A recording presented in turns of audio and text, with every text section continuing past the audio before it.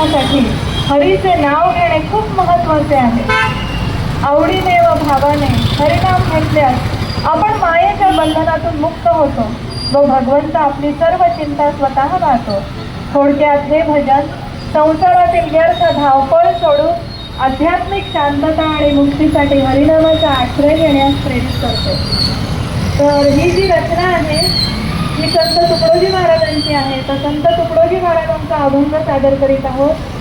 त्याचे बोल आहेत, घे घे घे हरिनाम घे, माया सारी सोडून दे.